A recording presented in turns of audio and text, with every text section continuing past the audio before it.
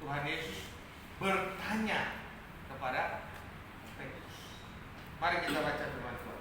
Saya akan bacakan ayat pertama. Bapak Ibu Saudara bawa bacaan ayat yang kedua, ya, ayat yang ke-15, saya 16, Bapak Ibu Saudara ke-17 kita baca bersama. 2-3 ya. Sesudah sarapan Yesus berkata kepada Simon Petrus, "Simon anak Yohanes, apakah engkau mengasihi aku lebih daripada mereka ini?" Jawab Petrus kepadanya, "Benar Tuhan, engkau tahu bahwa aku mengasihi engkau." Kata Yesus kepadanya, "Gembalakanlah domba-domba." Kata Yesus kepadanya untuk kedua kalinya, "Simon anak Yohanes, apakah engkau mengasihi aku?" Jawab Petrus kepadanya, "Benar Tuhan, engkau tahu bahwa aku mengasihi engkau." Kata Yesus kepadanya, "Gembalakanlah domba-domba." Bersama-sama. Kata Yesus kepadanya ketiga kalinya, "Simon anak Yohanes, apakah engkau mengasihi aku?" Maka sedihlah karena Yesus kata untuk ketiga kalinya, "Apakah engkau mengasihi aku?" Dan ia berkata kepadanya, "Tuhan, kau tahu segala sesuatu. Kau tahu bahwa aku mengasihi engkau." Kata Yesus kepadanya, "Gembalakanlah domba-domba." haleluya. Amin. Dan kenal firman Tuhan. Bapak Ibu Saudara, betapa indahnya kalau kita dijumpai oleh Tuhan. Dijumpai oleh Tuhan, dikonseli oleh Tuhan. Ya. Ada 3 pertanyaan yang diajukan oleh Tuhan Yesus kepada Petrus. Pertanyaan, Tuhan mau tahu kan? Tuhan mau tahu kan? Ada banyak bagian dalam Alkitab ini menceritakan sepertinya Tuhan bertanya, padahal dia mau tahu. Pertama, waktu Adam dan Hawa jatuh dalam dosa, sepertinya Tuhan bertanya gimana? Adam, Di manakah engkau? pertanyaan bagi Bapak Ibu Saudara. Allah Maha tahu. tahu. Hah? Allah. Ya? Itu pertanyaan apa bukan? Kan Allah Maha tahu. Kenapa nanya? Menegaskan. Ternyata di dalam seluruh bagian Alkitab, pertanyaan itu sebenarnya bukan pertanyaan, tapi bisa menjadi pernyataan. Pernyataan yang mengandung makna apa? Adam, posisimu sudah tidak dalam posisi yang benar lagi. Mengerti kan? Tadi engkau ada di sini, sekarang engkau ada di sana. Jalurmu sudah berbeda. Demikian juga dengan ini. Kali yang ketiga, lihat baik-baik. Kali yang ketiga, Petrus sangat sedih dan dia berkata begini. Sedih hati Petrus. Halo?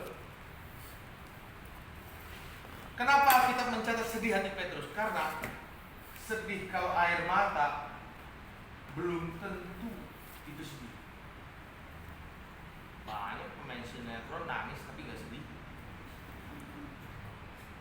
Dan banyak sekarang anak-anak Tuhan di gereja nangis. Sekarang mau berubah hidupnya tapi pas keluar dari gereja sama lagi. Betul gak? Hah? Banyak kan terharu dengan puji-pujian nangis. Tuhan ampun. Tapi keluar berdosa lagi. Dia buat lagi.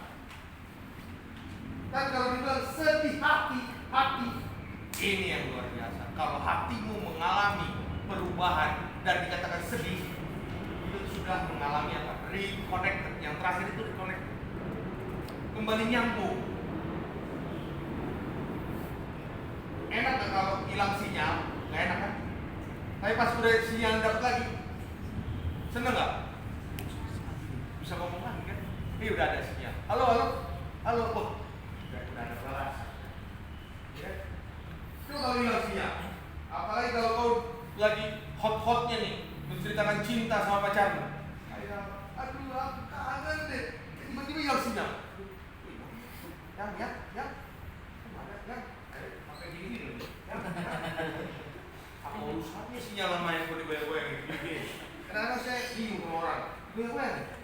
Nggak ada efeknya. Digoyang ke sana sinyalnya bisa. Cari-cari sayangnya di sinyal kan. Pas udah nyambung, aduh sayang. Sedih hati Petrus kan dikatakan apa? Karena Yesus berkata untuk ketiga, apakah engkau mengasihi aku? Dan dia berkata, Tuhan, engkau tahu segala sesuatu. Benar kan? Ya. Jadi dalam pertanyaan pertama, ya, itu rewind namanya. Rewind artinya apa? Tuhan ingin agar Petrus kembali melihat dirinya. Hei Petrus. Bahkan dia tidak manggil Petrus loh. Dia manggil Simon. Simon ini panggilan apa? Halo. Simon ini panggilan apa? Sehari-hari. Yes. Petrus itu yang kasih nama siapa? Yesus. Sedangkan nama aslinya siapa? Simon. Jadi Simon itu panggilan keluarga, panggilan akrab. Ya kan? Nama siapa? Simon. Namanya siapa? Simon. Pas. Ini namanya Simon. Iya, Pak. Ini nama panggilan akrab kan? Simon.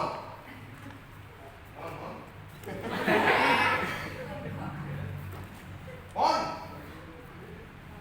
Jadi ini panggilan akrab, pantesan dari tadi dia ketawa aja nih. Dia ketawa malah ngeliatin dia ya. Pas banget dipanggil. Jadi ini panggilan yang akrab gitu. Ngerti gak? Jadi panggilan yang bukan orang asing.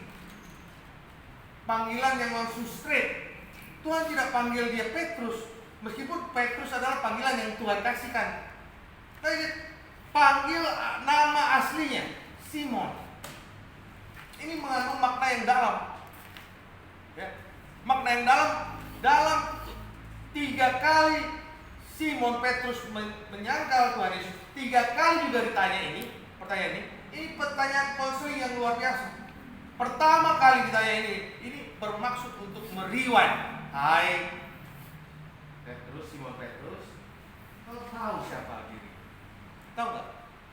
Simon Petrus ini, ya saya catat adalah pertama orang yang karakternya dominan, sanguin tahu? Dominan ini gimana? Kadang-kadang lebih mempercayai pemikiran sendiri daripada Tuhan. Dia ini orang yang susah beranjak dari 1 tambah 1 adalah 2. Susah beranjak. Dia tahunya logika dia. 1 tambah 1 berapa? 2. Kalau dia suruh udah nggak dapat ikan, disuruh bertolak ke dalam, dia bilang apa? Udah lama kita di sini, udah capek kita di sini. Gimana lagi pergi ke tempat yang lebih dalam? Di sini aja nggak dapat, masa ke tempat yang dalam? Itu orang yang karakter dominan, lebih percaya. Berapa banyak Anda di tempat ini yang kalau tidak dikonseli Tuhan, dari sekarang ini katakan ini, gampangnya adalah pertanyaan pertama, ingin meriwan. Hai Simon, kau tahu nggak siapa diri? Karena apa? Karena kebanyakan kita nggak tahu siapa diri kita. Jadi gini, nggak mungkin saya bilang, Nas, sekarang baik loh. Nggak ada orang yang menyebut dirinya baik. saya ini baik harus disebut oleh dia. Jelas benar? Segala diri saya yang jelek ya harus disebut oleh yang baik juga harus disebut oleh. Terkadang kita ini nggak mau dikoreksi, benar nggak? Maka pertanyaan pertama adalah koreksi.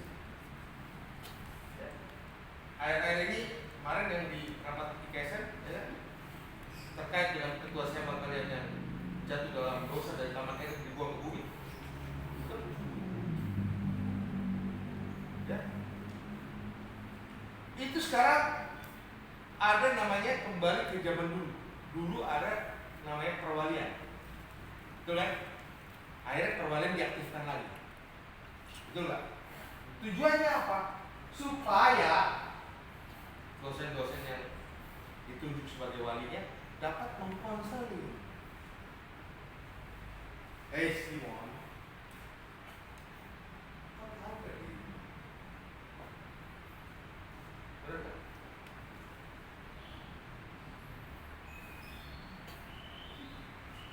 Siapa teman dia? Teman dekatnya dia mana? Gak ada teman yang ngajak matu. Di neraka dulu.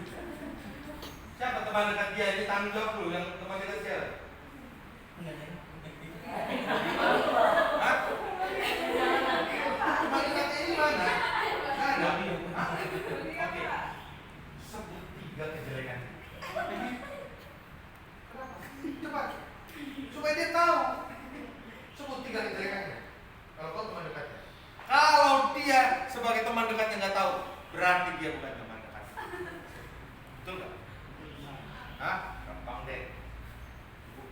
Sebut 3 kejelekan.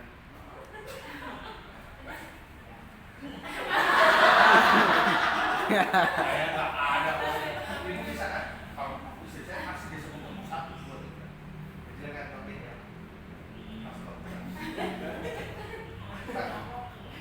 Lama sekali, berarti ibu nggak kenal dia. Ngapain ibu pacaran sama dia? Nah, 3 kejelekan ini nggak tahu. Hah? Karena terlalu baik di sini. Wah, Kejelekan iya, iya, iya. Terlalu baik saya. Terlalu baik, nggak ada kejelekan saya. Ini Simon. Simon seperti itu, dia arogan. Iya, dia orang yang paling arogan adalah Simon Petrus. Ya. Dia berkata apa? Pintar bicara, tanpa pikir panjang saat Yesus berkata jalan salib akan menggoncang iman para murid. Baca dalam Matius 26 ayat 31 33. Petrus berkomentar apa? Yesus bilang, keadaan ini akan menggoncang semua para murid. Yesus Petrus bilang, semua goncang, aku enggak. Kalau mereka semua goncang imannya, saya enggak. Paling cepat ngomong. Dia paling cepat ngomong. Pemberani siap mati. Baca Matius 26 ayat 35. Ya. Matius 26 ayat 35. Apa ditulis di situ? Ya. Ya. Kata Petrus kepadanya, sekalipun aku harus mati bersama-sama engkau, Ya. aku takkan menyangkal engkau. Nah, Semua murid yang lain pun berkata demikian. iya. Artinya apa? Sekalipun harus mati bersama engkau, aku tidak akan menyangkal engkau. Artinya apa? Aku siap mati. Pemberani. Pemberani. Arogan. Ngomong lebih cepat. Berani, bahkan saking berani dia berani negur gurunya. Waktu gurunya bilang apa? Ya kan? Matius 16 ayat 21 sampai 23. Baca, ya. Dia berani menegur gurunya. Matius 16 ayat 21 23. Baca. Matius 16 ayat 21 sampai 23. Nah. Sejak waktu itu Yesus mulai menyatakan kepada murid-muridnya bahwa ia harus pergi ke Yerusalem dan menanggung banyak penderitaan dari pihak tua-tua, imam-imam kepala dan ahli-ahli Taurat. Lalu dibunuh dan dibangkitkan pada hari ketiga. Ya. Tetapi Petrus menarik Yesus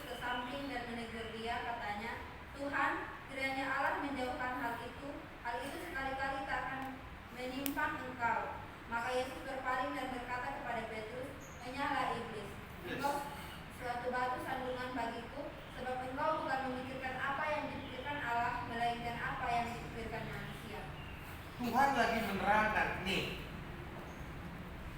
jalan yang akan kutempuh. Aku akan mati demi karya ilahi surgawi. Dan itu sekali-kali enggak akan terjadi sama kau guru.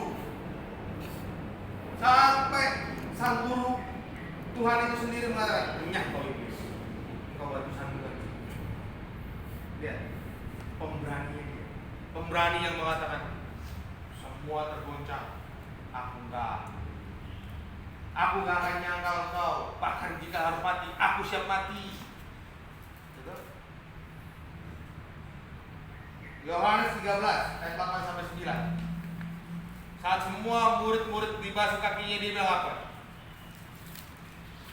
Jangan kau yang basuh aku yang basuh kau. Padahal Tuhan Yesus harus membasuh kaki murid-muridnya. Ingin menerapkan satu teladan pelayanan. Jangan. Gua aja. Giliran dikatakan bahwa pembasuhan ini adalah supaya begini, jangan cuma kaki, dia minta kepalanya. Coba baca Yohanes 13 ayat 8 sampai 9. Yohanes 13 ayat 8 sampai yang ke-9.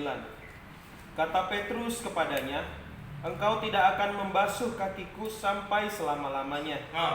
Jawab Yesus, "Jikalau aku tidak membasuh engkau tidak mendapat bagian dalam aku." Nah, stop sampai itu. Ya kan? Giliran mau dibasuh, jangan. Kan lu guru. Tapi waktu dia bilang, kalau gua nggak basuh, lu nggak dapat bagian. Apa jawabannya? Kata Simon Petrus kepadanya, "Tuhan, jangan hanya kakiku saja, tetapi juga tangan dan kepalaku." Semua. Dia artinya minta diguyur pakai air semua, dimandiin. Tadinya mau cuma di kakinya nih. Tapi pada saat jangan guru, nggak boleh, lu kan lebih tinggi. Terus gue ya, kalau gue nggak basuh kaki, lu nggak dapat bagian yang kalau gitu mandiin gue sekalian. Ini lo si Simon. Ini lo si Simon. Jadi lucu kan? Ya, kalau Simon Petrus itu arogan, pemberani, udah gitu. Sanguin, pengen menang sendiri. Giliran sesuatu yang besar, pengen semuanya diambil. Tuh. Ya. Ini kalimat pertama Simon, akan kau mengajar. Ini Tuhan mau menelanjangi Simon oleh Roh Kudus. Ini loh, kau ini kayak gini. Hidup itu terkadang kita perlu ditelanjangi oleh Tuhan.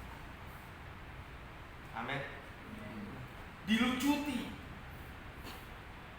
Dosa-dosa kita itu perlu diperlihatkan Tuhan kepada kita lagi.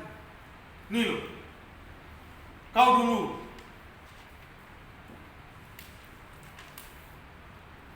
makan aja, saudaramu belum makan, kau udah habisin di piring semua, di meja. Kau punya saudara berapa? 4.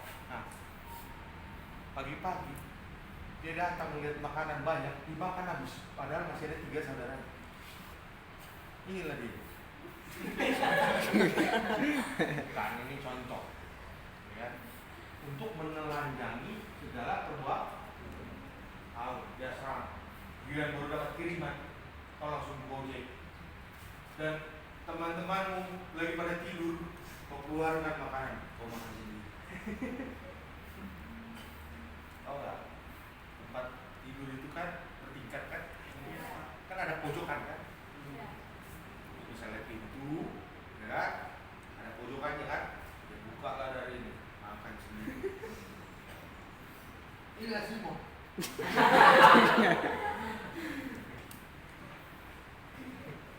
Ya. Jadi betapa indahnya kalau Tuhan sedang menelanjangi kita. Amin. Meskipun kita menangis, tapi kita bersyukur. Karena apa? Ditegur. Siapa namamu?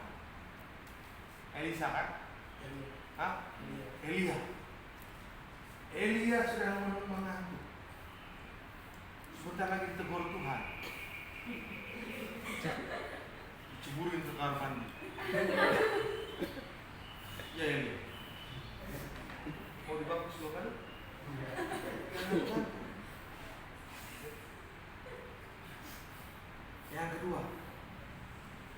pertanyaan yang kedua. Pertanyaan yang kedua adalah healing. Healing apa? Hah? Yes. Simon diampuni. Kalau 3 kali menyangkal dalam budaya Semit, menyangkal sebanyak 3 kali, itu nggak bisa diampuni kalau mau belajar budaya Semit. 3 kali menyangkal itu nggak bisa diampuni. Tapi Tuhan Yesus datang secara khusus kepada Simon dan berkata pertanyaan kedua kali. Pertanyaan pertama rewind, 2 mengampuni, healing. Healing kenapa? Petrus gak mengenal diri sendiri. Petrus gak mengerti misi Tuhan. Ya. Dan iblis sedang menampi Petrus. Saya ulang, iblis sedang menampi Petrus itu. Ya. Potensinya luar biasa kan? Luar biasa. Saat Tuhan poles Petrus setelah di konseling ini, apa yang terjadi? Berapa ribu jemaat bertobat? 3.000 jiwa datang kepada itu. 3.000 jiwa. Bapak Ibu Saudara dikasih Tuhan. Healing adalah pengampunan yang Tuhan Yesus berikan kepada Petrus. Agar apa? Agar dia tidak menyalahi dirinya sendiri. Agar dia merasa bahwa oh, Tuhan sudah mengampuni dia. Yang paling penting dari healing apa? Petrus mengampuni dirinya sendiri. Saya ulang. Petrus mengampuni. Ada banyak orang tidak bisa mengampuni dirinya sendiri. Ada banyak orang tidak bisa mengampuni dirinya sendiri.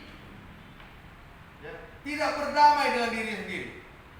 Saat Tuhan Yesus datang mengkonseling Petrus, Simon Petrus, dia menyatakan dia mengampuni Petrus dan menginginkan agar Petrus mengampuni dirinya sendiri. Kenapa saya bilang ada banyak orang tidak mengampuni diri? Saat orang yang kita kasihi, kita kehilangan sama orang yang kita kasihi. Misalnya bapak masih ada, ibu masih ada. Selama waktu dulu masih hidup, kau tidak mengikuti apa yang dia mau, ya kan? Melanggar, memberontak. Dia waktu dia meninggal, engkau kemudian tidak bisa mengampuni dirimu sendiri. Jelas kan? Karena waktu dia hidup, kau tidak melakukan apa yang dia mau. Waktu dia meninggal, akhirnya hidup dia banyak orang nih. Waktu dia sayang sama orang tuanya. Waktu orang tuanya nggak ada, makin hancur dia. Kenapa? Karena dia tidak bisa mengampuni dirinya sendiri. Sadar? Benar kan? Ada banyak laki-laki broken home, tidak mau pacaran lagi. Karena apa? Tidak bisa mengampuni diri sendiri. Karena waktu ada pacarnya dia menyanyiakan misalnya. Tidak bisa mengampuni diri sendiri. Akar pahit tidak bisa mengampuni diri sendiri adalah penghambat orang maju di dalam Tuhan. Ada banyak orang tidak nikah karena tidak bisa mengampuni diri sendiri. Bukan karena karunia selipat lain. Halo? Ada karunia memang Tuhan izinkan orang tidak menikah. Ada. Tapi ada orang yang dia menghukum dirinya sendiri sehingga tidak menikah. Itu berbeda. Ini harus dijelaskan. Menghukum dirinya sendiri sehingga tidak menikah berbeda dengan karunia selibat. Orang yang tidak mau menikah karena diam-diam saudara dia sedang menghukum dirinya sendiri harus dibereskan. Itu bukan karunia. Jelas? Jelas sampai sini. Ada banyak orang menghukum dirinya sendiri, kemudian menjadi pastor katanya di Katolik. Dia tidak mau menikah. Terus dia bilang apa? Ini anugerah Tuhan. memang saya dikaruniai untuk tidak menikah, jadi pastor. Diam-diam dia suka sama cowok, jadi homo.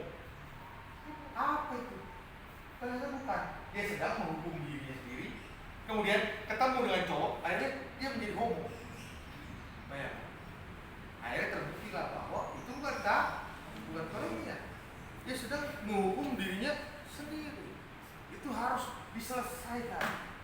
Itu adalah pintu masuk iblis sehingga engkau tidak berkembang di hadapan Tuhan. Jadi kalau engkau mau maju di dalam Tuhan, bertumbuh di dalam Tuhan, selesaikan segala permasalahan, bereskan di hadapan Tuhan, sehingga engkau berbuah. Meskipun engkau berbuah saja, engkau harus dipangkas, sehingga engkau lebih banyak berbuah. Meskipun engkau sudah berbuah, engkau dikoreksi supaya lebih banyak. Yang ketiga adalah reconnected. Yesus mengingatkan Simon bahwa ia harus menjadi Petrus. Dikatakan apa? Simon, apakah kau mengasihi aku lebih daripada mereka ini? Ini yang terakhir adalah reconnect. Tujuannya apa? Tuhan ingin mengingatkan kembali kepada Petrus bahwa aku memanggil engkau menjadi penjala.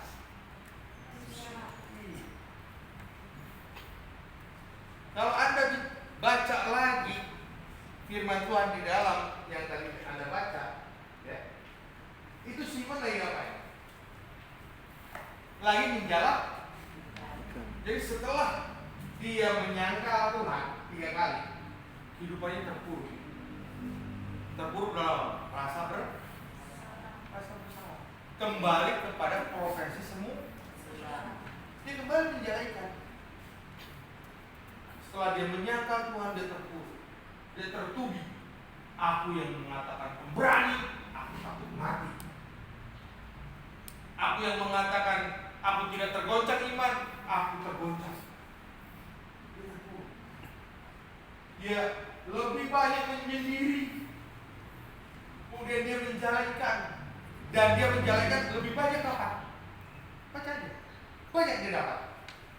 Sampai dia di konseling pagi itu dia habis dapat malamnya dapat banyak ikan. Dapat ikan. Dia lagi asik dengan profesinya. Dalam keterpurukan dia dengan profesi sebagai penjala. Dikatakan apa? Simon, apakah engkau mengasihi aku lebih daripada mereka ini? Mereka ini apa? Ikan. Dikembalikan si Simon Petrus ini ke track yang sesungguhnya. Ini yang namanya reconnected. Kembali kepada track yang sesungguhnya. Yang sebelumnya tadinya kau jalan salah di sini, Tuhan balikin. Jalanmu tadi di sini. Sana. Bukan ke sana, bukan ke kamar mandi. Ngerti semua. Bukan ke kamar mandi kau menuju kesuksesan, tapi ke gerbang itu. Ke bangku sekolah. Diarahkan kembali. Apakah kau mengasihi aku lebih daripada mereka ini? Mereka ini apa? Handphonemu, Facebookmu, Panus. Hah? Iya. Hah? Panus mana? Ini Tison. Panus mirip-mirip ya. Kamu kalian kembar ya? Ini bukan Panus, Tison. Kamu bukan leher beton.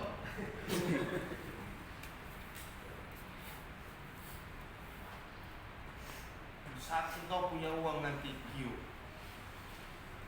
bisa saja kau meninggalkan dia. Atau punya problem. Dulu kau pelayanan luar biasa seperti dicintai Tuhan, tapi suatu ketika kau menyangkal Tuhan, kau punya dosa, dan kau tiba-tiba menjauh. Atau kau tetap pelayanan, tapi sebenarnya kau jadi jauh. Ada banyak orang pelayanan, tapi sebenarnya dia jauh dari Tuhan. Ada. Halo? Jelas? Ada banyak orang berjubahkan pelayanan tapi jauh dari Tuhan. Sehingga kesepian dari hidup. Kenapa? maka Tuhan sedang mengembalikan kita kepada jalur. Hai, anak-anak Tuhan di tempat ini, kembali kepada Tuhan. Tuhan Yesus sayang sama kita. Amin. Dia ingin kita kembali. Gembalakanlah domba-domba, itu artinya kembali melakukan apa yang Tuhan mau. Gembalakanlah domba-dombaku kepada Simon Petrus, mengingatkan dia, engkau adalah penjala manusia. Kepada kita adalah satu tarikan nasihat agar kita kembali melakukan apa yang Tuhan mau. Kalau selama ini kita menjauhi dia, Tuhan mau sekarang kita kembali melakukan apa yang Dia mau. Mohon maaf, saya ada di sekolah teologi sebagai dosen. Sudah dari tahun berapa? Saya pengen jawab benar, saya kasih pulsa 100.000. Dari tahun berapa saya sebagai dosen di STT? Hah? Tahun berapa? Pak, salah. Siapa yang menjadi? Hah? 2002. 2004 Pak. Apa? Salah. Salah. 2002 Pak. Saintisnya kau. Disebut lagi. Ini kacau kawan. Ini udah baru saya ngomong baru. Ini beo bener beo tapi. Iyalah. Jadi dari tahun 2002 saya banyak menyaksikan banyak juga anak-anak didik saya hidup seakan-akan melayani Tuhan, tapi jauh.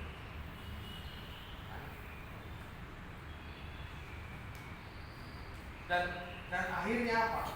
Akhirnya harus menerima konsekuensi, dipukul Tuhan. Ada yang dipukul dengan apa? Ketahuan, sehingga harus menjalani skorsing. Sorry ya, coba kita sejenak melihat kehidupan ketua saya makan. Apa nggak dia dipakai di dalam pelayanan ibadah? Jelas? Nah, dipakai ya? Main kan? Pertanyaannya, apakah nggak ada roh Tuhan di sini? Halo? Ada. Tapi ada orang yang hidup beda-beda tipis. Di samping roh Tuhan, di samping roh iblis. Di mana siapa yang tidak? Saul. Bergejolak dirinya. Tapi setiap Daud memainkan musik kecapi, apa ya? Dia tenang kan?